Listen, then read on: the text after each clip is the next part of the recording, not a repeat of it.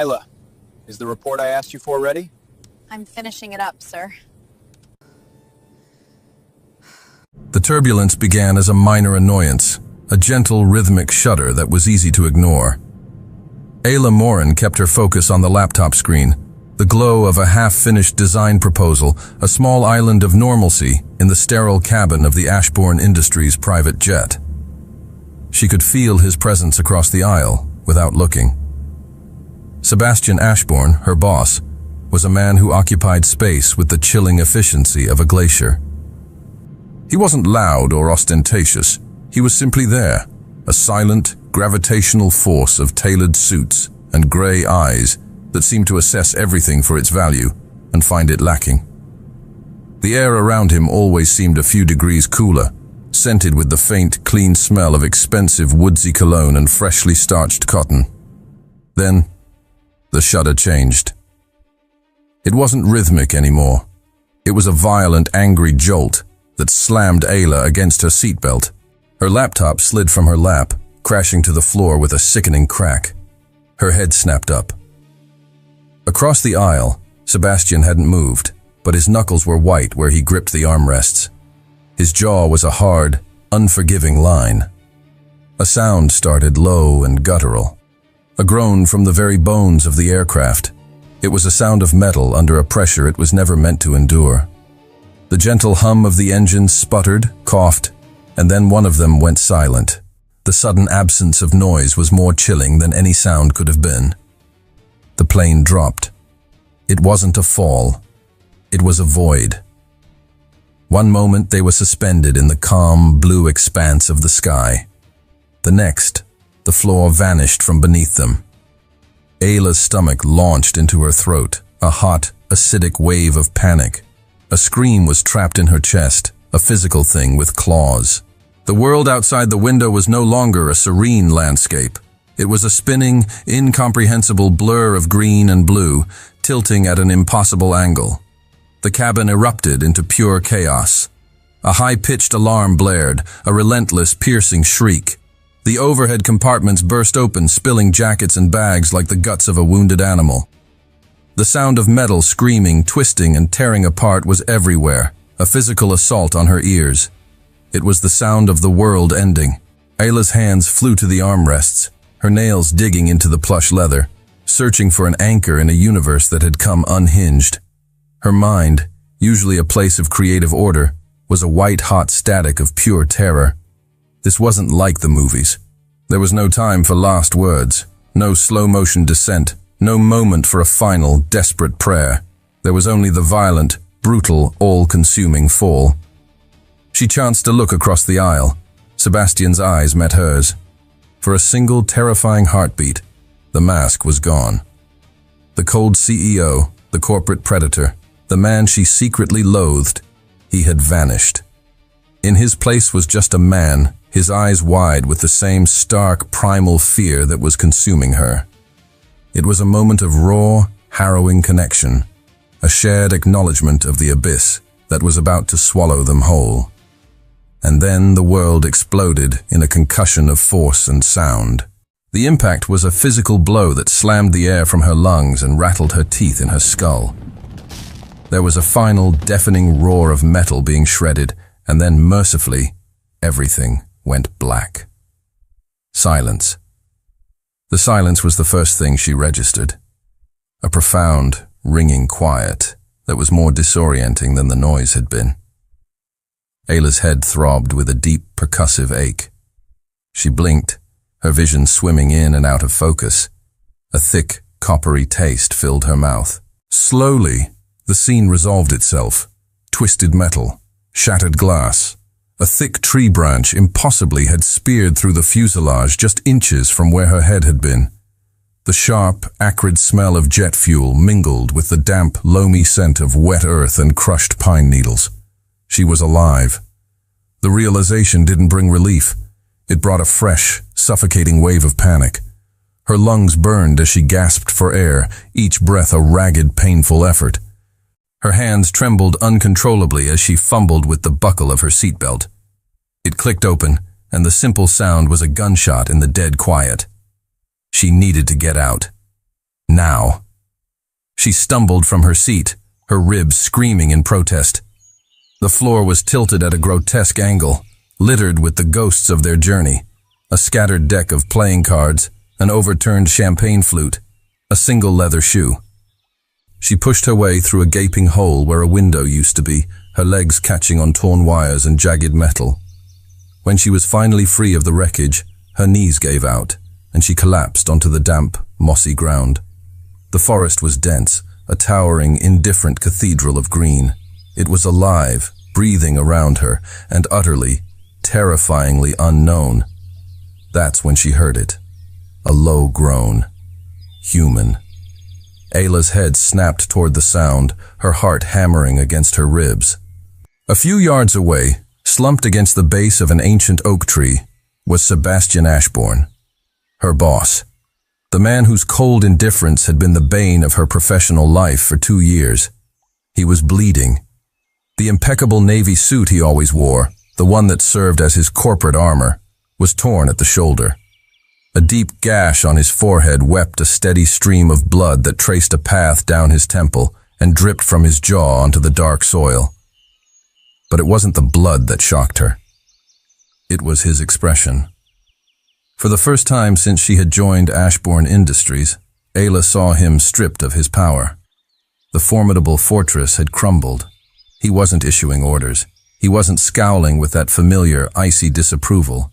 He was just breathing, raggedly, fighting to anchor himself back in the world. His eyes found hers, and a current of raw recognition passed between them. It wasn't relief. It wasn't gratitude.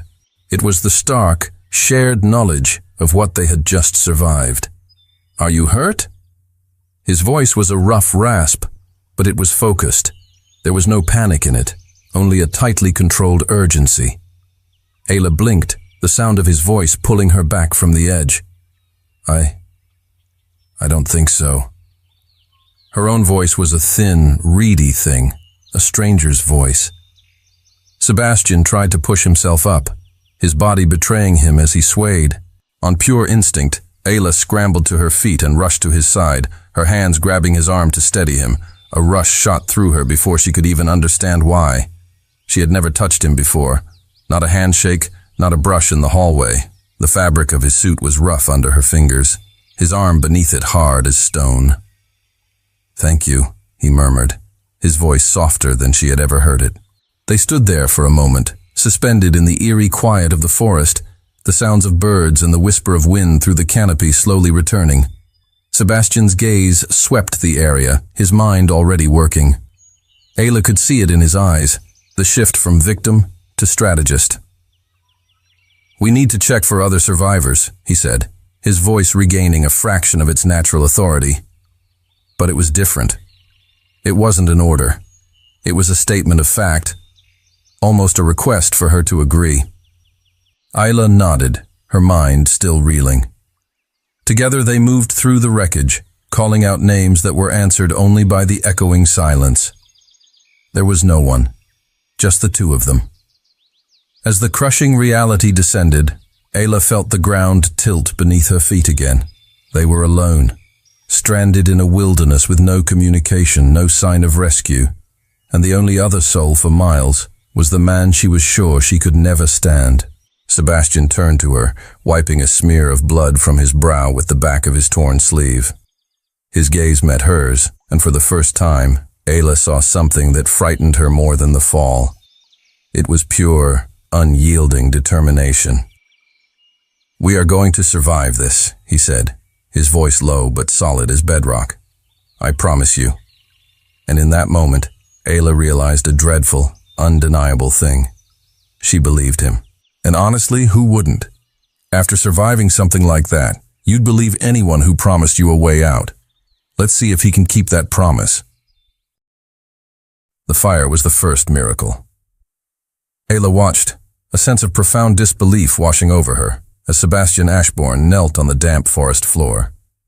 He moved with a focused, almost surgical precision, stripping bark from a dry branch with a shard of metal from the wreckage, gathering tinder with an economy of motion that was mesmerizing. These were the same hands she had only ever seen gliding over an iPad to approve multi-million-dollar contracts or typing curt, dismissive emails that could end a career in under 10 words. Now, they were smudged with dirt, scratched and raw, working to coax life from friction and wood. He didn't complain. He didn't even sigh in frustration. He just worked. How do you know how to do that? The question slipped out before she could stop it, her voice sounding small in the vast quiet of the woods. He didn't look up, his concentration absolute. The muscles in his forearm tensed under the rolled-up sleeve of his ruined shirt as he began to rub a spindle against a fireboard he had fashioned. My father. He answered, his voice neutral, a low rumble against the whisper of wood on wood. He believed a man should know how to survive with nothing but what the world gave him. A wisp of smoke, thin and gray, curled upwards. Ayla held her breath. Sebastian leaned in, blowing gently, protectively. A tiny spark glowed, an ember of impossible hope in the twilight. Then another, and suddenly, a small, fragile flame flickered to life, dancing between his cupped hands. He looked at the flame for a long moment, and in the soft, golden light, Ayla saw the tension in his shoulders ease by a fraction. He had brought light back into the darkness.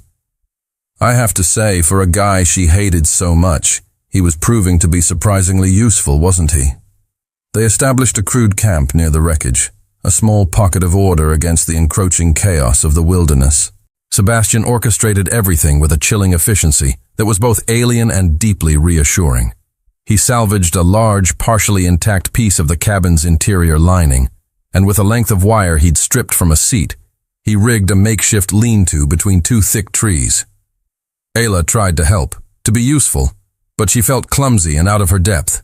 Every task she thought of, he was already 3 steps ahead. She gathered wood, but he had already found a fallen log that was drier. She tried to sort through the salvageable items, but he had already prioritized water, shelter, and warmth. "Do you know how to tie a taut line hitch?" he asked suddenly, holding up a length of cord he had scavenged. "Not exactly," she admitted, feeling a familiar flush of inadequacy. "It's all right. I'll show you." And he did. He stood behind her, his voice low and patient as he guided her hands through the loops and pulls. He was so close she could feel the heat radiating from his body, a stark contrast to the cooling air. The scent of wood smoke now clung to him, mingling with that faint, expensive cologne that was somehow still there. His fingers brushed against hers as he adjusted the knot, and a jolt, sharp and unexpected, shot up her arm. She pulled her hand back as if burned. "Why are you being like this?" The words tumbled out, raw and unfiltered. He paused, his hands stilling on the rope.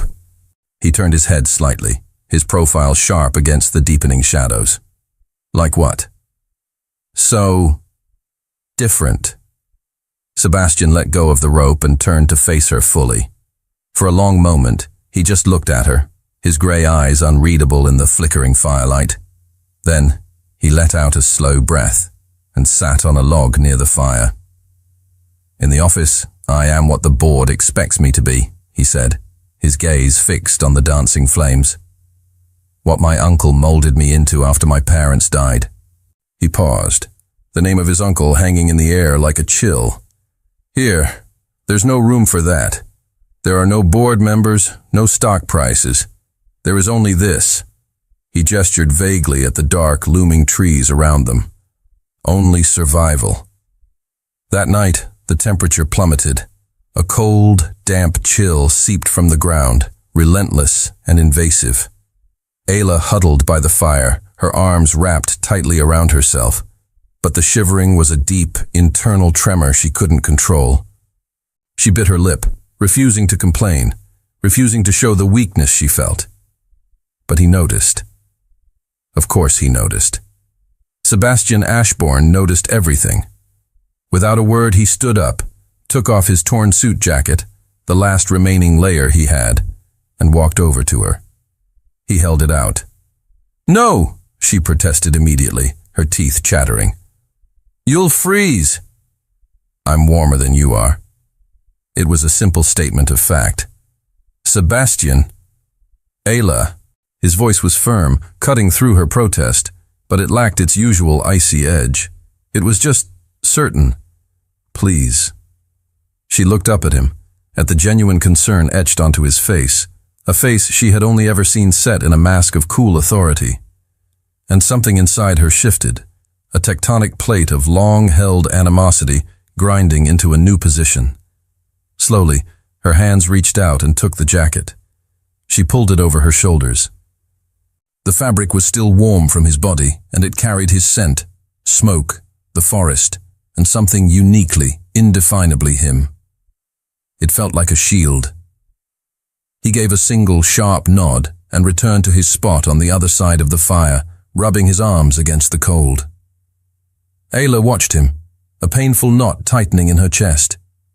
It was a confusing tangle of guilt, gratitude, and something else, something warmer and far more dangerous. "Thank you," she whispered across the flames. He just inclined his head, his eyes already heavy with an exhaustion so profound it seemed to weigh him down. Ayla couldn't sleep. She watched the fire spit and crackle, a lone beacon against the oppressive living darkness of the forest. And she watched Sebastian. He was shivering. He was trying to hide it, his movements small and controlled, but in the stark, dancing light of the fire, she could see the tremors running through his body. Before she could second-guess the impulse, before logic could intervene, she was on her feet. Clutching the jacket, she walked around the fire and sat down beside him. The ground was cold and hard beneath her. "What are you doing?" he asked, his voice thick with sleep, his eyes still closed. "Sharing." She draped the jacket over both of them, a makeshift blanket, huddling close enough that their shoulders and hips pressed together. The shared space was instantly warmer. Sebastian's eyes opened. They were dark pools in the firelight, reflecting the flames. He looked at her, then at the jacket covering them, then back at her. "You don't have to do that." "I know." A heavy silence fell, filled only by the sound of the fire and the distant call of some nocturnal creature. Then, so slowly she almost didn't feel it, he leaned into her, a subtle shift of weight, an acceptance, a surrender. Ayla's heart began to beat a heavy, frantic rhythm against her ribs. She was acutely aware of every point of contact, his shoulder against hers, his thigh against hers, the steady, solid presence of him. She hated Sebastian Ashbourne. She had built 2 years of her professional life around the certainty of that hatred. It was a solid, dependable thing. But the man shivering beside her, the man who had given her his last layer of warmth, the man who was now trusting her enough to lean on her, she had to admit she had no idea who that man was. And as she sat there, sharing a jacket and a sliver of warmth under a canopy of unfamiliar stars, an impossible, terrifying thought began to bloom in the darkness of her mind. She wasn't sure she hated him at all anymore. Ayla woke to the smell of roasting fish and the alien sound of birdsong. For a disorienting moment, her mind clung to the memory of her warm bed, her small apartment, the familiar city sounds. Then, the reality of her situation returned with a jolt. The dull ache in her back from sleeping on the hard ground, the chill in the air, the heavy weight of Sebastian's jacket still draped over her. She sat up, her movements stiff. Across the dying embers of the fire, Sebastian was crouched by a small, clear stream she hadn't noticed before. He was turning 2 small, silver-skinned fish skewered on green branches over a fire he'd somehow coaxed back to life from the night's embers. "You fished?" The words came out raspy. He glanced over his shoulder, and for the first time, Ayla saw something she would have sworn was impossible on the face of Sebastian Ashbourne. A smile. It wasn't his corporate, predatory smile. This one was small, hesitant, almost shy. It barely touched his lips, but it lit his eyes. "Woke up early," he said, his voice still rough from sleep. "Found the stream about 200 yards that way." Ayla blinked, pushing her tangled hair out of her face. "And you?" You caught fish? With your hands? Improvisation, he said simply, as if it were the most natural thing in the world. He lifted one of the sticks from the fire, the fish sizzling, its skin perfectly crisped. Eat. We need the energy. They fell into an unspoken routine, a rhythm dictated by the sun and their shared need to survive. It was a strange, silent partnership. Sebastian, with his relentless focus, took charge of securing the camp and exploring for a way out. He was the hunter, the protector. Ayla, who had a degree in graphic design but a secret lifelong passion for botany passed down from her grandmother, became the gatherer. And just like that, they weren't boss and employee anymore. They were something else entirely, something forged by necessity. It's amazing what people can become when the world falls away, isn't it? She began to explore the flora around them, her grandmother's lessons echoing in her mind. She found broad, waxy leaves that, when layered, could help waterproof their lean-to. She identified edible roots, painstakingly cross-referencing them with the memories of sketches in her grandmother's old notebooks. She even found a plant with soft, pulpy leaves that she knew had antiseptic properties. "How do you know all this?" Sebastian asked later that day. He was sitting patiently on a log while she cleaned the gash on his forehead, which was beginning to look angry and inflamed. "My grandmother," Ayla answered softly, her focus entirely on the task. She had crushed the leaves into a green paste, just as she'd been taught. She believed nature has an answer for everything, if you just know where to look. He was quiet as she worked, so still that it made her own racing heart feel ridiculously loud in the silence. She was so close, closer than she had been even when he'd taught her the knot. She could feel the warmth of his skin, see the faint stubble shadowing his jaw, the tiny, almost invisible scar just above his eyebrow she'd never noticed before.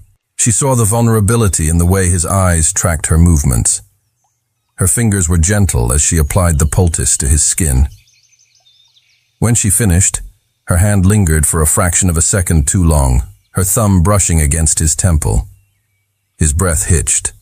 Their eyes met. The air between them, already thin at this altitude, suddenly felt thick, charged with a new and unpredictable current. Ayla pulled her hand back quickly, her heart hammering against her ribs, and took a step away. Later that afternoon, while gathering a fresh supply of firewood deeper in the woods, Sebastian stopped dead. He held up a hand, his body instantly alert. "Listen." Ayla froze, her own senses straining. "What is it?" The silence. She focused, and then she understood. The constant chatter of birds had ceased. The rustle of small animals in the undergrowth was gone. The entire forest had gone unnervingly still. It wasn't a peaceful quiet. It was an unnatural one, like the world was holding its breath.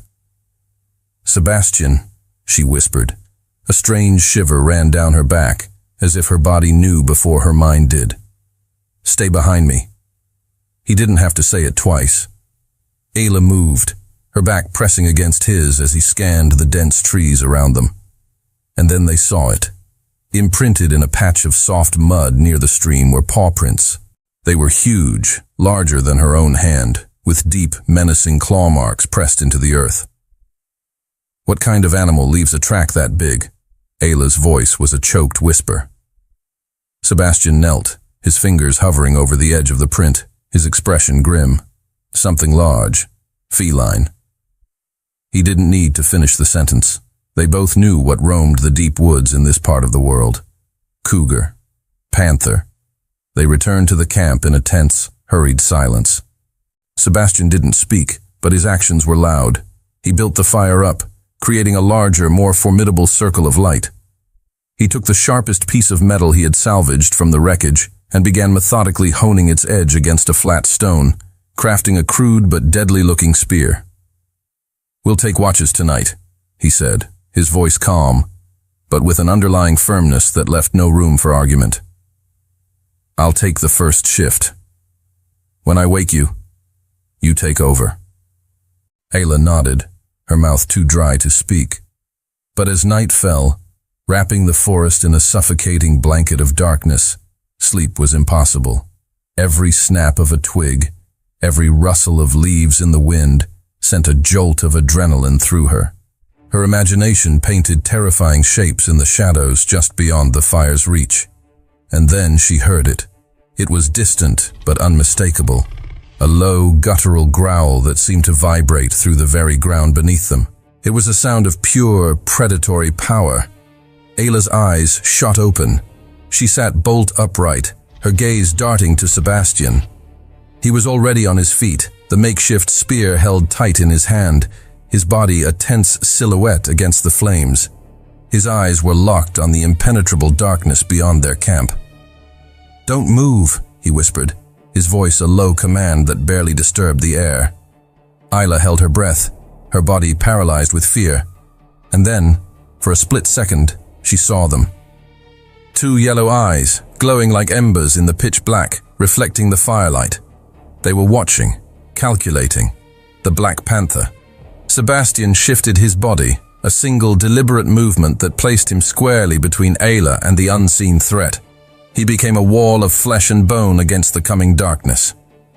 "If I tell you to run," he said, his voice low and lethal, his eyes never leaving the spot where the eyes had been. "You run. Do you understand?" "I'm not leaving you, Ayla."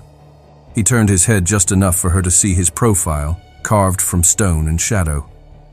"Promise me." Tears of terror burned at the back of her eyes, but before she could answer, the panther took a single, deliberate step out of the darkness, its sleek, powerful body emerging into the firelight. And Sebastian moved to meet it. Sebastian didn't charge with the spear. He attacked with fire.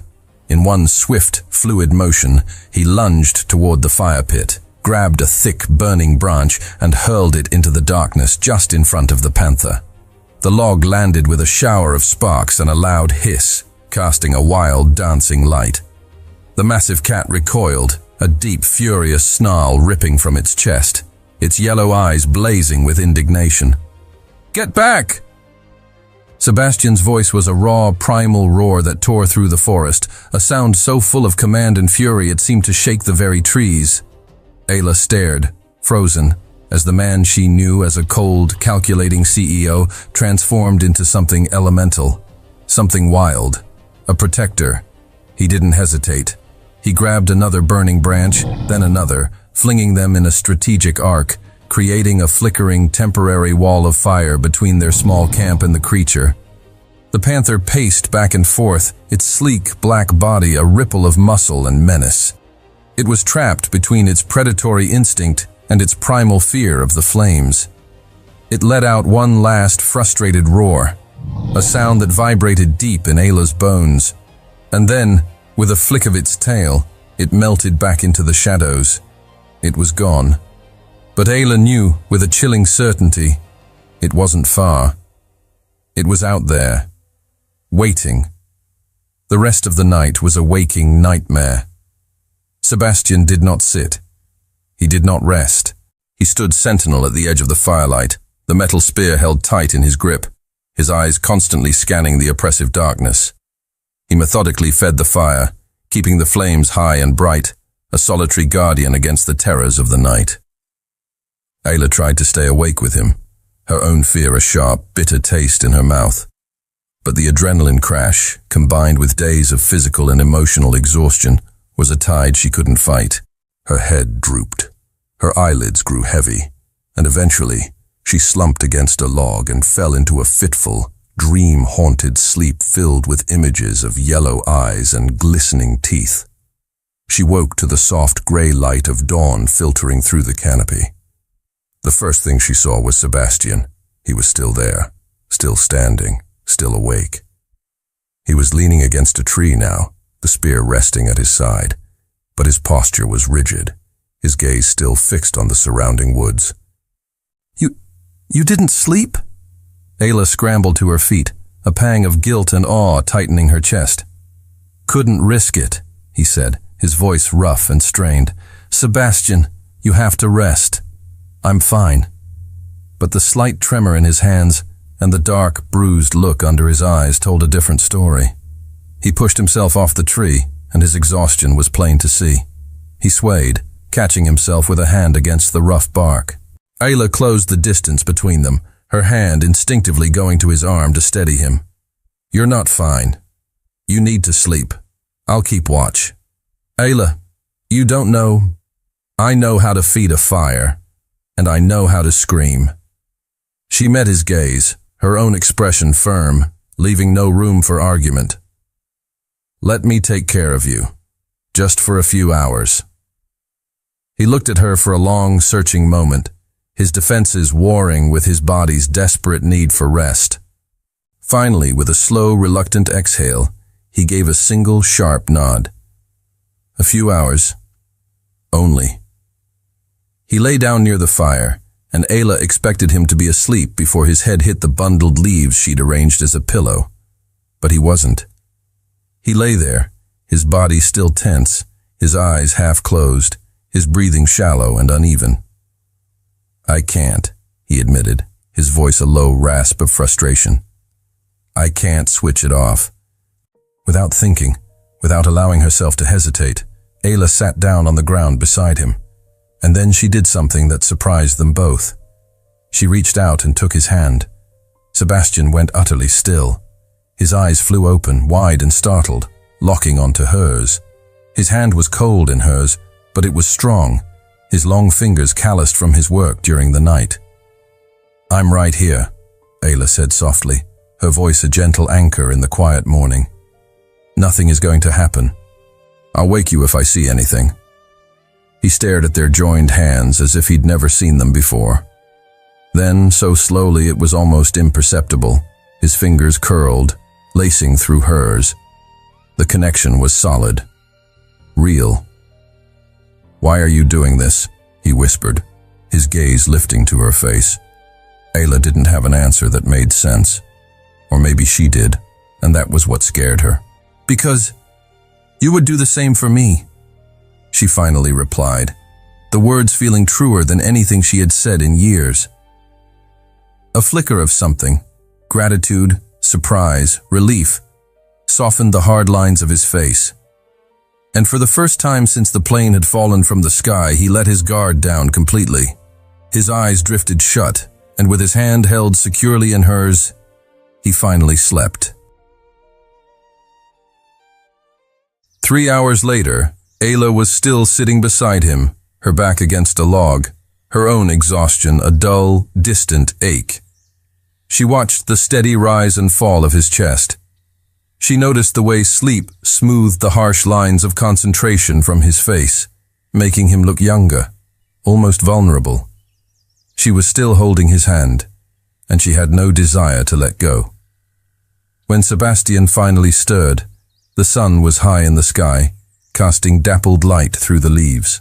He blinked, disoriented, and the first thing he seemed to register was the warmth of her hand still holding his. He looked at their entwined fingers, then at her. She looked back at him. Neither of them moved to pull away. "Thank you," he said, his voice thick with sleep and something else she couldn't quite name. "Always," Ayla heard herself say, the word feeling both reckless and right. In that quiet moment, something fundamental shifted between them. They weren't boss and employee anymore. They weren't even just partners in survival. They were something else, something more dangerous, something inevitable. Sebastian slowly pushed himself into a sitting position, but he didn't release her hand.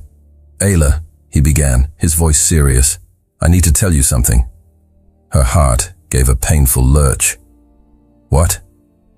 He opened his mouth, then closed it, struggling with the words. "Back at the office, the way I was." He paused, his gaze dropping to their hands. "I never wanted to be that person. Especially not with you. I didn't know how to be anything else." "Why?" she whispered. "Because my uncle taught me that caring is a weakness, that a leader can't be kind, that an Ashbourne can never show." He trailed off, his voice cracking on the last word. "Show what?" she prompted gently. Sebastian looked up, and in the raw, unguarded depths of his eyes, Ayla saw everything. The crushing loneliness, the weight of a legacy he never asked for. The cold, empty prison he had built around himself. That he cares, he finally said, and Ayla's world, which had already been turned upside down once, tilted on its axis all over again. That evening, the sky broke open. It wasn't a gentle rain. It was a deluge, a sudden violent downpour that hammered the forest canopy. The makeshift lean-to Sebastian had built shuddered under the assault, and within minutes, cold water began to drip, then stream through the gaps. The fire hissed and sputtered, fighting a losing battle against the onslaught before finally dying with a defeated sigh, plunging their small camp into a deeper, more profound darkness. They were soaked in seconds. A brutal, bone-deep cold set in, far worse than the night before. "We have to stay warm," Sebastian said, his voice tight, cutting through the roar of the rain. "Hypothermia is a real threat." He didn't wait for her to agree. He pulled her into the driest corner of the shelter, turning his back to the worst of the wind and wrapping his arms around her, pulling her tight against his chest. Ayla didn't resist. Her body was shaking uncontrollably, her teeth chattering so hard her jaw ached. His body, though also cold and wet, was a solid, living furnace against the storm. They huddled together, two survivors clinging to each other for warmth, the distinction between them dissolving in the shared, desperate need to endure. And in the roaring darkness, cocooned together against the storm, Sebastian began to talk. "My parents died when I was 15, he said, his voice a low, steady anchor against the chaos of the wind and rain. "Car accident. My uncle took me in. He took over the company, too." Ayla listened in silence, her ear pressed against his chest, feeling the vibration of his words as much as hearing them. Each word was a confession, a piece of a puzzle she was only just beginning to understand. "He told me I had to be strong, that the world was full of predators, and if I showed any weakness, they would tear me apart." He took a shaky breath. "So I learned. I learned to build walls. I learned to treat everything like a transaction. I learned to never, ever let anyone see that something, or someone, mattered." He shifted, his arms tightening around her. "At the office, you always looked at me like I was a monster." Ayla's chest ached. And you were right." He cut her off, his voice rough with self-loathing. "I was. My uncle always said it's better to be feared and respected than to be liked and seen as weak. Sebastian. But here." He lifted a hand, his cold fingers finding her cheek, his thumb stroking the line of her jaw. The simple, tender gesture was a stark contrast to the violence of the storm. "Here, I can't pretend anymore. And the truth is, I hate the man I became, but I don't know how to be anyone else." Ayla covered his hand with her own, pressing it against her face, holding it there. "Maybe you don't have to learn," she whispered. "Maybe you just have to remember. Remember the person you were before your uncle told you who to be." She paused, her eyes, even in the near-total darkness, trying to find his. The person who would face down a panther to protect someone. The person who would stay up all night in the cold. That's the real you, Sebastian. Not the machine in the suit. The world seemed to shrink to the tiny, fragile space they occupied. Sebastian stared down at her, his eyes searching her face for something. Permission, maybe. Or absolution. "I hated you," Ayla confessed suddenly, the words pouring out of her carried on the tide of the storm. "Back in that life, I hated you so much. You were cold and demanding, and you never once said thank you. I thought you were an empty suit, a man with no soul." She took a ragged breath. "But you're not. You're here, keeping me alive, teaching me, protecting me. And I don't know what to feel anymore, Because everything I thought I knew about you was wrong. Sebastian closed his eyes, a pained expression crossing his face as if her words were physical blows. Ayla, let me finish. She brought her other hand up, framing his face, forcing him to look at her. You are not the man I thought you were, and that terrifies me. Because now I see you. And you are, she struggled for the word. You're extraordinary. His breath hitched. I'm not. You are.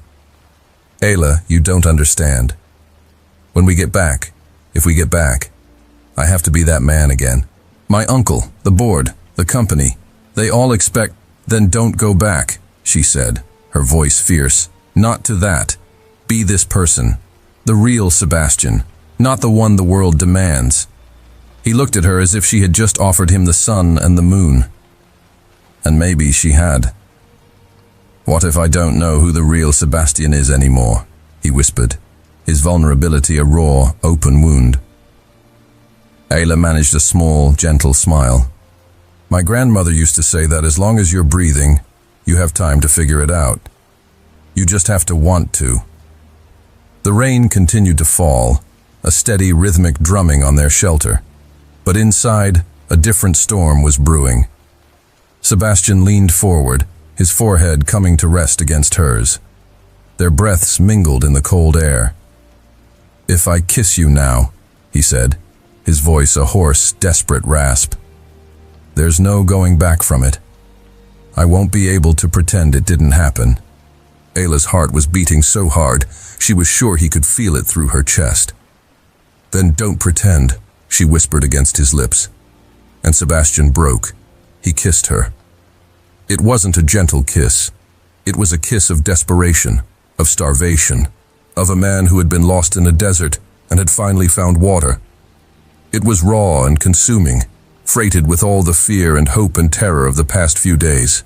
Ayla melted against him, her hands tangling in his wet hair, pulling him closer, meeting his desperation with her own. The kiss tasted of rain and survival, and everything they hadn't been able to say. When they finally pulled apart, breathless, he didn't let her go. He held her tight against his chest, as if she were the only solid thing in a world that had fallen apart. I don't want to be that man anymore, he murmured into her hair, his voice a solemn vow made to the storm. For the first time in my life, I want to choose. And that night, as the rain washed the world clean, two strangers became something more. Something that neither the forest nor the world that waited for them could ever undo. When the rain finally stopped the next morning, leaving the forest washed clean and glistening, a new resolve had settled between them. The kiss had changed everything. The air was no longer thick with unspoken tension, but with the quiet, humming energy of a shared, undeniable truth. Sebastian was the first to break the silence. We can't stay here, he said, his eyes scanning the dense woods. We're too exposed, and we're running out of time. He looked toward the highest peak in the distance, a jagged silhouette against the pale morning sky. We have to get to high ground. If we can build a signal fire up there, a big one, we have a chance. A real chance. Ayla followed his gaze. The mountain looked impossibly far, its slope steep and treacherous. Do you think we can make it? Sebastian turned to her, and his hand found hers, his fingers lacing through hers with a natural, possessive ease. Together, he said, the word a promise. Yes? That single word, together, sent a wave of warmth through her chest, chasing away the last of the morning chill. They spent the day preparing. The work was different now. It was a coordinated dance, no longer just him leading and her following. They moved around each other with an easy familiarity, their movements punctuated by small smiles and casual touches, a hand on a shoulder, fingers brushing as they passed a tool. Sebastian fashioned 2 makeshift backpacks from the salvaged cabin lining. They packed what little they had, a plastic bottle now filled with rainwater, the last of the edible roots Ayla had found, the crude spear, and the fire-starting kit. "You're different," Ayla commented as she helped him adjust the strap on his pack. He paused, his gaze steady on her. "You are too." She tilted her head. "How?" "In the office," he said, his voice soft. "You always seem to be holding your breath. You walked with your shoulders hunched, like you were trying to take up as little space as possible." His eyes softened, a gentle light warming their gray depths. "Out here, you shine." Ayla felt a blush creep up her neck. "Maybe that's because out here, I'm not just the invisible designer. I'm necessary." "You were always necessary," Sebastian said, his voice low and serious. "I was just too blind to see it." The first part of the journey was deceptively easy. The forest floor was relatively clear, and the incline was gentle. But as they began to ascend, the woods grew darker, the trees thicker, their ancient branches tangling together to form a dense canopy that blocked out the sun. The sounds of the forest changed, becoming more muted, more watchful. And then Ayla saw it. "Sebastian." Her voice was a strangled whisper. He was instantly at her side, his body tense. "What is it?" With a trembling hand, she pointed to the ground. Half buried in the damp earth and moss was a bone. It was yellowed with age, cracked and weathered, but it was unmistakably human. A femur. Sebastian's blood ran cold. "That can't be." But before he could finish the thought, his foot came down on something that didn't belong. Not a rock, not a root. There was a sharp, metallic click, and the world flipped upside down. Ayla screamed as Sebastian was violently yanked into the air, a thick rope snare tightening around his ankle. He was left dangling, suspended 3 meters from the ground, swinging like a pendulum. "Sebastian!" she shrieked, scrambling toward him. "No!" he yelled back, his voice strained with pain and a new, terrifying urgency. "Ayla! Get out of here! Run!" "What? I'm not leaving you!" And then she heard it. Drums. A steady rhythmic beat, distant at first, but growing closer with every frantic beat of her own heart. Sebastian's face, already pale, lost all color. "Ayla, listen to me. You have to hide. Now. Not without you. Please." His voice broke, a sound of pure desperation. "If they find you too, we have no chance. Hide. And don't come out until you're sure it's safe. I'll get out of this, I swear. I'll come back for you," she sobbed, her mind reeling. "I promise." "Ayla!" But she was already gone, scrambling behind a massive, gnarled tree, her body pressed flat against the rough bark. Her heart was pounding, almost trying to break free from her chest, a frantic counterpoint to the approaching drums. A cold sweat broke out across her skin. Her survival instincts, honed over the past week, were screaming at her. Danger, primal, human danger. The drumming grew louder, more insistent, and then they appeared, emerging from the trees like spirits of the forest. Figures adorned with crude paint and animal skins. Faces obscured by carved wooden masks that seemed to stare with hollow, lifeless eyes. They carried spears tipped with sharpened stone. A tribe. An uncontacted tribe. They surrounded the spot where Sebastian hung, their voices a low, guttural chant in a language Ayla had never heard. One of them poked the snare with the butt of his spear, making Sebastian swing. They laughed, a chilling, joyless sound. Then, with coordinated, practiced movements, one of them sliced through the rope with a stone knife. Sebastian fell to the forest floor with a sickening thud. Before he could even gasp for air, they were on him, binding his hands and feet with rough, fibrous cords. Ayla clamped a hand over her own mouth, stifling a scream. The tribesmen hoisted Sebastian onto their shoulders and began to march back the way they came, their drumming and chanting resuming. As they disappeared into the dense green, the last thing Ayla saw was Sebastian's face. He turned his head, his eyes desperately searching the trees until they found her hiding spot. His look wasn't one of fear. It was a silent, desperate command. Survive. Ayla didn't know how long she remained pressed against the tree, frozen. It could have been minutes or an hour. The world had shrunk to the sound of her own ragged breathing and the frantic, wild drumming of her heart against her ribs. He was gone. Taken.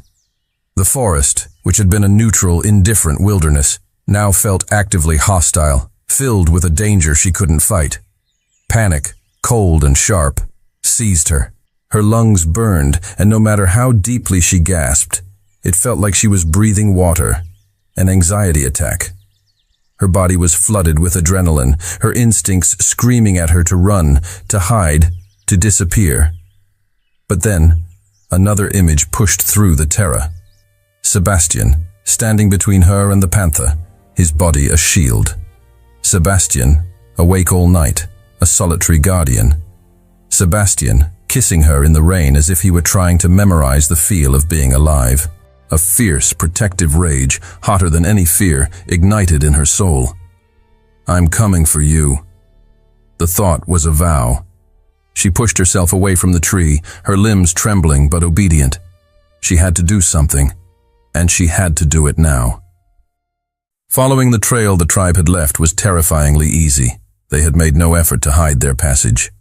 Broken branches, deep impressions in the mud, the occasional discarded piece of fibrous cord, they moved through their forest with the confidence of apex predators. Every snap of a twig made Ayla flinch, her heart leaping into her throat. But she forced herself forward, one step at a time, her mind a mantra of Sebastian's face, his voice, his touch. She would save him, or she would die trying. The trail led her to the edge of a large, unnatural clearing. She dropped to her belly in the undergrowth, peering through a screen of ferns. What she saw made her breath catch. A village, not just a few huts, but a sprawling settlement of thatched roof structures, smoke curling from a dozen small fires, and people, dozens of them, moving about their daily tasks, their voices a low, alien hum. And in the very center of the village, tied to a thick wooden stake driven into the earth, was Sebastian. A sob escaped her lips, muffled by the damp soil. He was alive, bruised, a fresh cut bleeding sluggishly on his cheek, but alive. His head was bowed in exhaustion, but as she watched, he lifted it, his eyes scanning the tree line that bordered the village. He was looking for her. He was holding out hope that she had listened, that she was safe. I'll get you out of there, Ayla whispered to the empty air, as if he could hear her. But how? She was one person. They were a village. She had a few sharpened sticks and a desperate plan. They had spears and numbers. She spent hours watching from the edge of the woods, her mind racing. She studied their patterns, the way the guards moved, the locations of the blind spots. And slowly, an idea began to form. It was insane. It was reckless. It was a plan born of pure desperation, but it was the only thing she had. She remembered a lesson from a long-forgotten anthropology class in college. Isolated tribes, superstitions, primal fears, and she remembered the panther. The same magnificent, terrifying creature that had nearly killed them. The same beast that had haunted their nights. Her professor had spoken of certain indigenous cultures that viewed black panthers not as animals, but as powerful, vengeful spirits. Ghosts of slain enemies returned to haunt the living. Ayla had no way of knowing if this tribe shared that belief, but it was her only card to play. She had to lure the panther. She had to bring the spirit of the forest to the village gates. Finding the panther was easier than she expected. Or perhaps the panther found her. She had circled back toward the stream, her heart pounding with a terrifying mix of purpose and dread. She was gathering a handful of small, hard river stones when she felt it. That sudden, oppressive weight in the air. That prickling on the back of her neck that screamed you are being watched. She turned, slowly, and there it was. Not 10 yards away, perched silently on a low-hanging branch, was the black panther. It watched her with an unnerving intelligence, its yellow eyes glowing, its tail twitching almost imperceptibly. Every muscle in Ayla's body screamed at her to run, to climb, to do anything but stand there, exposed and helpless. Instead, she did something that defied all logic and reason. She took one of the stones from her pocket, and she threw it. It wasn't a hard throw, not meant to injure. It was meant to insult. The stone bounced harmlessly off the branch a few inches from the panther's paw. The great cat let out a low, rumbling growl, a sound that vibrated through the soles of Ayla's feet. Its ears flattened against its skull. "That's it," Ayla whispered, her voice trembling as she began to back away slowly, deliberately in the direction of the village. "Come on, come with me." She threw another stone, this one landing closer. The panther dropped from the branch, landing on the forest floor with a silent, graceful thud. It took a step toward her, its lips curling back to reveal a flash of white, deadly teeth. And Ayla ran. She ran faster than she had ever run in her life, her lungs burning, her feet flying over roots and rocks. The sound of the panther's heavy paws pounding the earth behind her was a thunderous, terrifying drumbeat. Closer. Closer. She could feel its hot breath on her heels, could almost feel the phantom touch of its claws on her back. Then she saw it through the trees, the flickering orange light of the village fires. With a final, desperate burst of speed and a scream that ripped from the very depths of her soul, Ayla burst out of the tree line and into the clearing, right into the heart of the village. The panther, blinded by its hunting rage, followed a second behind her, and chaos erupted. The village exploded into pure, primal panic. The tribespeople didn't see an animal. They saw a nightmare made flesh. A demon of shadow and claw, a vengeful spirit of the forest unleashed in their midst. Screams tore through the air, figures scattered in every direction, tripping over cooking pots and each other in their desperate flight.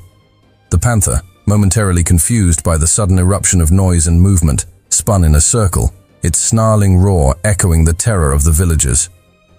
In the chaos, Ayla was invisible. Just another shadow moving through the bedlam. It was perfect. Keeping low to the ground, she darted between the huts, her eyes locked on her single objective. Sebastian. He had seen her. His eyes were wide with a mixture of disbelief and sheer terror. "What have you done?" he breathed as she skidded to a halt at the stake, her fingers already clawing at the thick fibrous ropes that bound him. "Saving you," she panted, her nails scraping uselessly against the tight knots. "Now hold still." "You're insane! That thing will kill you!" "It's a little busy at the moment," she grunted, abandoning her nails and trying to work her fingers under the coarse rope. The knots were complex, pulled brutally tight. Ayla's hands shook, her fingers slick with sweat and grime, making the task nearly impossible. "Come on, come on, come on," she muttered, a frantic prayer under her breath. The panther let out another earth-shaking roar, this one closer. "Ayla, leave me," Sebastian urged, his voice strained. "Save yourself." "Shut up and let me work," she snapped, a surge of adrenaline giving her new strength. Finally, the main knot began to give. She pulled, and it loosened. Then the second. Sebastian wrenched his hands free and immediately began working on the ropes at his ankles. A moment later, he was up, grabbing her hand. "Run!" And they ran. The dark forest swallowed them whole, a protective embrace of shadow and leaves. Branches whipped at their faces, and unseen roots threatened to send them sprawling, but they didn't slow. They ran, fueled by fear and a desperate shared will to live. The sounds of the panicked village and the enraged panther growing fainter and fainter behind them. They ran until their lungs burned like they were filled with fire. They ran until their legs were numb, leaden weights they had to force forward. They ran until the sounds of the village were nothing more than a distant, fading echo. When they finally collapsed, it was in a small, hidden hollow miles away. They fell to the ground, gasping for air, their bodies trembling with exhaustion and the aftermath of adrenaline. "You," Sebastian started, still struggling to breathe. "You lured a black panther to save me?" Ayla let out a sound that was half laugh, half sob. It seemed like a good idea at the time. He stared at her, his chest heaving. And then, without warning, he surged forward, pulling her into an embrace so fierce it squeezed the remaining air from her lungs.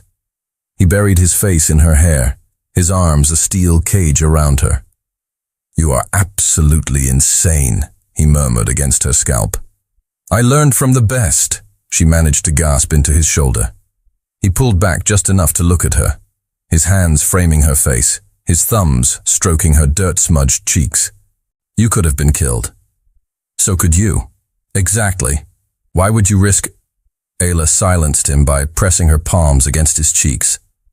"Because you would have done the same for me," she said, her voice low and steady. "Because we're partners in this, and partners don't leave each other behind." Sebastian's eyes glistened with something that looked devastatingly like tears. "Partners," he repeated, the word full of a new, profound weight. They made camp far from the village, a cold camp with no fire. It was too risky. There was only the darkness, the quiet hum of the forest, and each other. Ayla sat with her back against the rough bark of a tree, Sebastian beside her, their shoulders and hips pressed together for warmth and comfort. "I thought I'd lost you," she confessed into the darkness, the words barely a whisper. Sebastian's hand found hers, his fingers lacing through hers, a silent, solid reassurance. The silence stretched, comfortable and deep, and then, so quietly she almost thought she'd imagined it. He spoke. "I love you, Ayla." The world stopped. The forest, the darkness, the fear. It all vanished. Ayla turned her head so fast she felt a crick in her neck. "What?"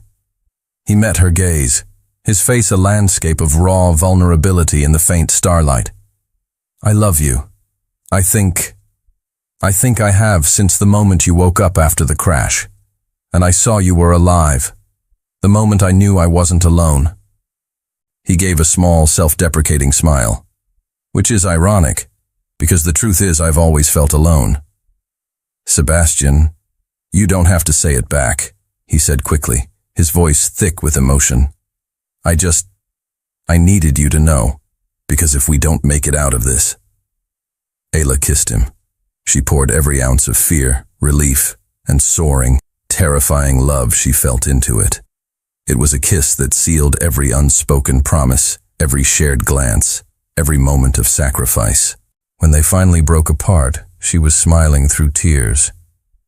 "I love you too," she whispered. "Now please try not to get captured by a homicidal tribe ever again." He laughed, a real, genuine sound of relief that echoed in the quiet hollow. "I'll do my best." And that night, in the heart of a dangerous, unknown wilderness, miles from civilization, with a hostile tribe somewhere behind them, and no guarantee of rescue, they were completely, utterly happy, for a moment. Just one moment, but it was enough. The sound woke Ayla from a deep, dreamless sleep. It was alien, mechanical, a rhythmic chopping noise that cut through the natural symphony of the forest like a blade. Whump, whump, whump, whump. Her eyes flew open. A helicopter. "Sebastian, wake up!" she hissed, shaking him violently. "Wake up!" He shot up, instantly awake, his body coiled with the reflexive tension of survival. "What? What is it?" Ayla didn't answer. She just pointed at the sky. And there it was, a dark shape against the low-hanging morning clouds, cutting a path through the sky. Rescue. They scrambled to their feet, stumbling into a small clearing, waving their arms frantically, their voices raw as they screamed. "Here! We're down here!" The helicopter flew past, disappearing behind the dense canopy. Ayla's heart plummeted, a cold, heavy stone in her chest. No. Please. No. But then, it returned. It was circling, lower this time, the sound of its rotors echoing through the valley. They were searching. "They can't see us," Sebastian said, his mind already working. "We need something visible, something that stands out." Ayla's eyes darted around the clearing and landed on the tattered remains of their makeshift backpacks. The lining was a faded, but still distinct shade of emergency red. The packs. Working together, they tore the fabric into the largest strips they could manage, spreading them out on the damp ground of the clearing, anchoring the corners with heavy stones. They created a crude, desperate X on the forest floor. And then they waited, their heads tilted back, their hearts pounding in unison with the beat of the rotors. The helicopter made another pass, then another.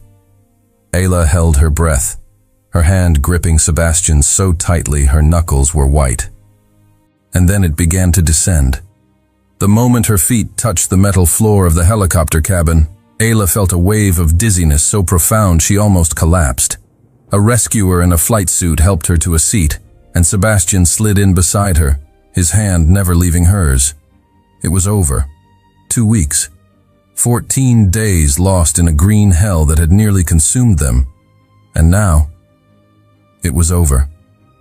A paramedic began checking them over, his voice a calm, professional drone as he asked about injuries, dehydration, and shock. But Ayla barely heard him. Her entire focus was on Sebastian, on the feel of his hand in hers, on the unbelievable reality of the vibrating floor beneath her feet. What happens now? The thought was a terrifying whisper in the back of her mind. The forest had been their world, a brutal but simple reality. They had been partners, equals, lovers. But what were they back in the real world? As if sensing her thoughts, Sebastian squeezed her hand. "Nothing changes," he whispered, his voice low and for her ears only. But they both knew that wasn't true. Everything was about to change. The landing at the hospital was a descent from one kind of chaos into another. The moment the helicopter doors slid open, they were assaulted by a barrage of flashing lights and shouting voices, cameras, reporters, microphones shoved in their faces. Mr. Ashbourne, over here. How did you survive? Is it true there were other victims on the flight?" Sebastian, his face a grim mask, tried to push through the throng, his arm a protective shield around Ayla. But a reporter from a notorious gossip website, known for her tenacity, broke through the security line.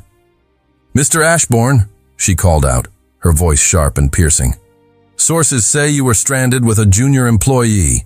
Can you comment on the nature of your relationship during your time in the wilderness?" Ayla felt Sebastian go rigid beside her. This was it, the moment of truth. She braced herself for the denial, the minimization, the carefully worded corporate statement designed to protect his reputation. It was the logical thing to do, the Sebastian Ashbourne thing to do. Instead, he stopped. He turned, facing the sea of cameras squarely. The flashes illuminated the exhaustion on his face, the new scars, the dirt still smudged on his cheek. He looked less like a billionaire CEO and more like a warrior returning from a long and brutal war. "Ayla Morin saved my life," he said, his voice clear and steady, ringing with an authority that silenced the entire crowd. "If I am standing here today, it is because of her, and her alone. She is the bravest, most intelligent, and most incredible woman I have ever met." He paused, his eyes finding Ayla's in the midst of the media storm. "And I love her." The silence that followed was absolute, a collective, stunned intake of breath. Ayla froze, her own heart stopping in her chest, the world narrowing to the look in his eyes. And then the chaos exploded again. But this time, it was different. Sebastian ignored the renewed frenzy of questions. He took her hand, lifting it in front of the cameras, in front of the entire world. And he smiled. A real, brilliant, unguarded smile. A few quiet days later, the world had been reduced to the 4 sterile walls of a private hospital room. Sebastian was recovering, the IV drip in his arm a testament to the ordeal they had endured. Ayla sat in a chair beside his bed, a silent, constant presence. They hadn't spoken much about his public declaration. They didn't need to. It hung in the air between them, a new and permanent reality. The door to the room opened without a knock. A man entered, his presence instantly sucking the warmth from the air. He was older, dressed in a suit even more impeccably tailored than Sebastian's had ever been, his eyes the color of ice chips. Ayla recognized him immediately from company galas and board meeting photos. Richard Ashbourne, Sebastian's uncle, the architect of the man she used to hate. "Get out," Richard said, his voice low and dismissive. He didn't even look at Ayla, his gaze fixed on his nephew with cold fury. Sebastian pushed himself up against the pillows, his jaw tightening. "She stays." Richard closed the door with a soft, menacing click. "Have you lost your mind completely?" he hissed. "A public declaration? He gestured vaguely in Ayla's direction, his eyes finally flicking over her with undisguised contempt. "For an employee?" "Ayla is not an employee," Sebastian countered, his voice dangerously calm. "Of course she is. And thanks to your little press conference, the company's stock dropped 3 points. The investors are spooked. The board is questioning your stability, suggesting you're suffering from some post-traumatic delusion." Sebastian swung his legs over the side of the bed, standing to face his uncle, ignoring the pull of the IV line in his arm. "Then let them question." Richard blinked, for the first time looking genuinely shocked. "What?" "You heard me. I'm done living my life for the board, for the investors, for you." "Sebastian." "No." His voice was iron. "You had your turn. You spent 17 years molding me in your image. You turned me into something cold and calculating and utterly alone." His voice cracked on the last word. "I will not be that man anymore." Ayla watched, her heart swelling with a fierce, protective pride. This was it, the final wall crumbling. Richard's gaze shot to Ayla, his expression curdling with disgust. "This is her fault. She's manipulated you. This is Stockholm Syndrome, a shared trauma bond. You went through something terrible together, and now you think it's love, but—" "I know what I feel," Sebastian interrupted, his voice cutting like glass. "And for the first time in my life, I am choosing what matters, not what's expected." Richard let out a short, bitter laugh. "How noble! But let's be practical. Without me, you have no company. I control 40% of the voting shares. More than enough to have you removed if I rally the board." "Then do it." The silence that followed was absolute. Even Ayla held her breath. The two men stared each other down, a silent battle of wills waged across the sterile hospital room. Richard's eyes narrowed. "You're bluffing. Try me." Finally, Richard took a step back, his face a mask of cold fury. "You will regret this, Sebastian." "Probably," Sebastian agreed, a weary resignation in his voice. "But at least I'll regret it while living my own life." Richard shot one last venomous look at Ayla, a look that promised retribution, and then turned and walked out, slamming the door behind him. The moment the door closed, Sebastian swayed, the bravado draining out of him. Ayla was at his side in an instant, her hands on his arms, steadying him. "Are you okay?" "Yeah, He looked at her, his eyes wide with a mixture of terror and exhilarating relief. "I think I just threw away my entire life's work." "No, you didn't," she said softly, her hands moving to cup his face, forcing him to meet her gaze. "You chose. You chose you." "And what if I chose wrong?" he whispered, the fear raw and real. "Then we build something new," she said, her voice unwavering. "Together." "Together," he repeated, the word tasting foreign and wonderful on his tongue. He leaned into her touch, a slow, genuine smile spreading across his face, a smile of pure, unadulterated freedom. "Together. I like the sound of that." Ayla smiled back, her heart aching with love for this new, brave man in front of her. But in the back of her mind, a question lingered, a shadow in the bright light of their victory. They had survived the forest. But could they survive the world? 2 weeks later, Sebastian arranged to meet Ayla at the small independent coffee shop near their old office building. It was a place steeped in memory, of rushed morning coffees, of Ayla sketching designs on napkins, of Sebastian striding in and out without a word, a cold specter of authority. But this time everything was different. He was no longer her boss. She was no longer his employee. They were something else. A question mark. Ayla arrived 5 minutes early, her stomach a knot of nervous energy. He was already there, sitting at a small table by the window, 2 steaming cups of coffee waiting. When he saw her, his entire face lit up with a smile so genuine and unguarded it took her breath away. And in that instant, Ayla knew. They were going to be okay. "I have a proposition for you," Sebastian said after the initial greetings, his voice lacking its old corporate edge. It was warmer, more relaxed. Ayla took a tentative sip of her coffee, the familiar bitterness a grounding sensation. "Okay. I'm starting a new company," he said, his eyes clear and direct. "Something smaller, something that's mine. No uncle, no board, no weight of the Ashbourne name." He paused, leaning forward slightly, his intensity focused entirely on her. "And I want you to be my partner."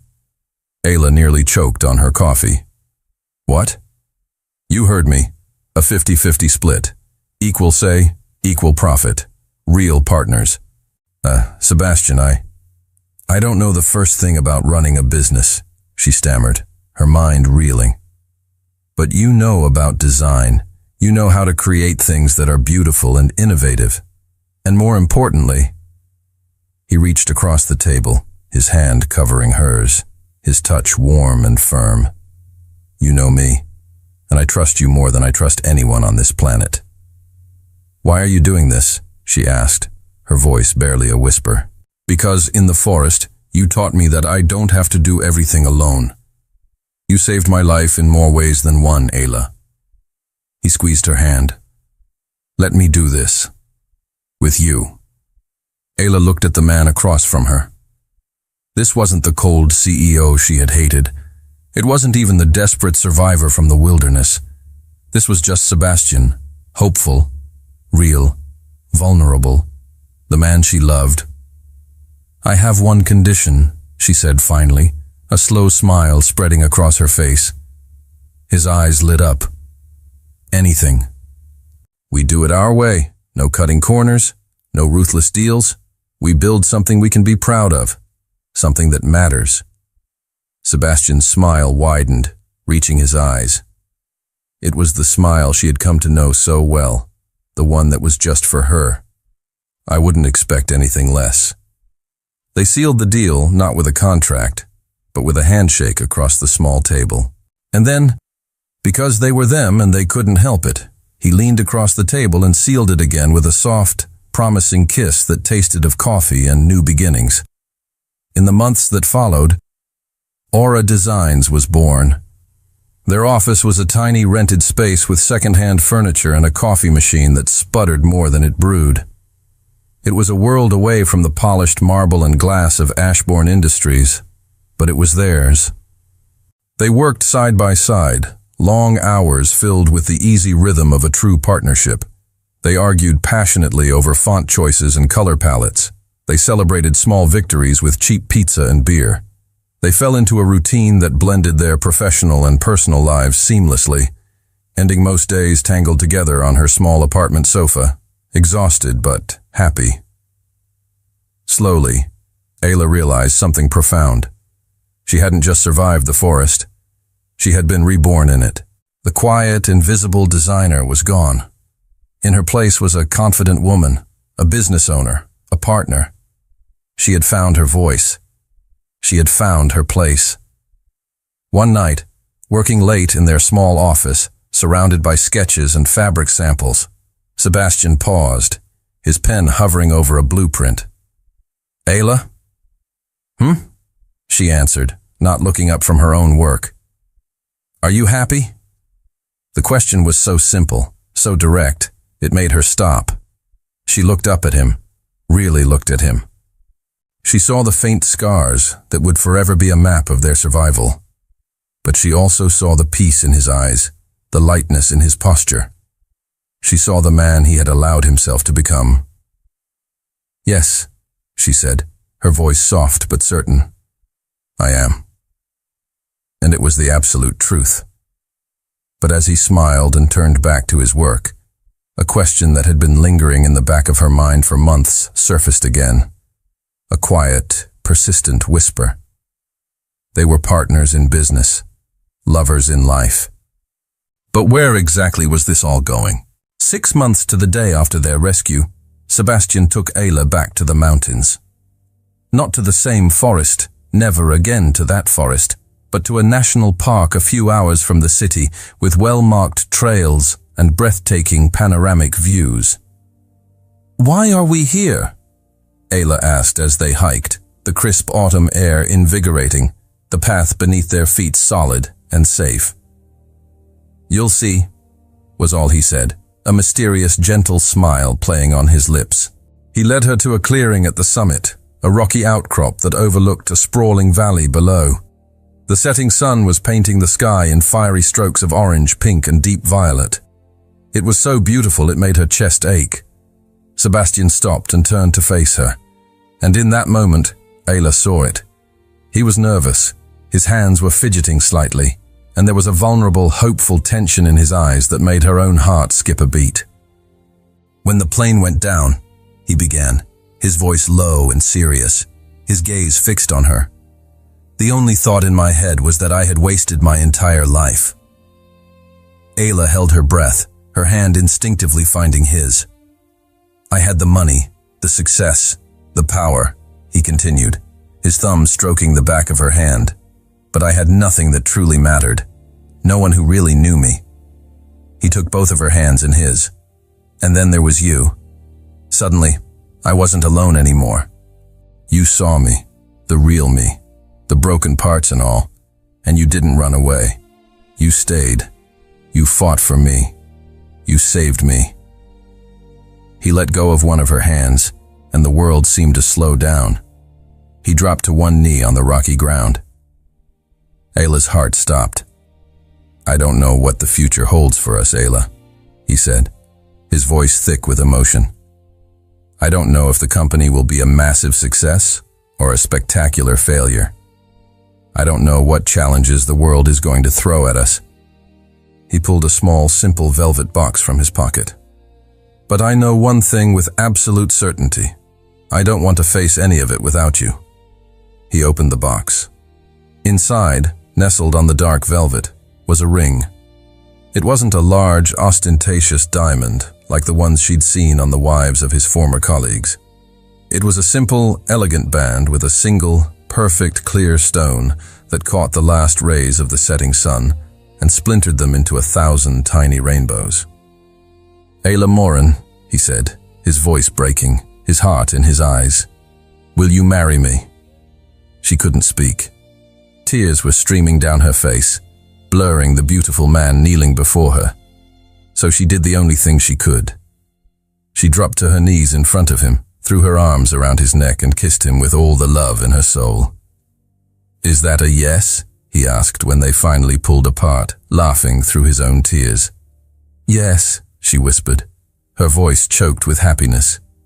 Yes. 1,000 times yes. He slid the ring onto her finger. It was a perfect fit.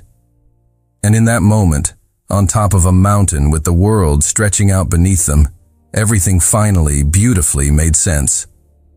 Their company grew. It never became a corporate giant like Ashbourne Industries, but it became something better. It was solid, respected, and honest. It was theirs. They married a year later in a small, intimate ceremony in a sun-dappled garden, surrounded only by the people who truly mattered. Ayla's grandmother, her face glowing with pride. A few close friends who had watched their journey unfold. There was no press, no board members, no pretense. Later, At the reception, as the sun began to set, casting a golden glow over the small gathering, Sebastian pulled her away for a quiet moment. They stood by a small, bubbling fountain, the sound of the water, a peaceful counterpoint to the distant laughter. "I have something for you," he said, a mischievous glint in his eye. He reached into the pocket of his tuxedo and pulled out a small, folded piece of paper. It was a cocktail napkin. "Our final contract," he said, handing it to her. She unfolded it. On it, written in his sharp, decisive handwriting, was a single sentence. The final clause, Party A, Sebastian, and Party B, Ayla, hereby agree to love, honor, and survive whatever comes next, together, for the rest of their lives. Below it were 2 lines, already signed with his name. Ayla laughed, a sound of pure, unadulterated joy that echoed in the twilight. "This is the best contract you've ever written," she said. He produced a pen from his pocket. "Shall we make it official?" Leaning against the cool marble of the fountain, she signed her name beside his. He took the napkin from her, folded it carefully, and placed it back in his pocket, close to his heart. "Binding for a lifetime," he said, his voice full of a love so deep it was bottomless. He pulled her into his arms and kissed her, a slow, sweet kiss that held all the promises of their future. Their story had started with a fall from the sky, a brutal game of survival against impossible odds. But it had ended here, with a promise written on a napkin, a testament to the beautiful, undeniable fact that sometimes you have to lose everything to find the one thing that truly matters.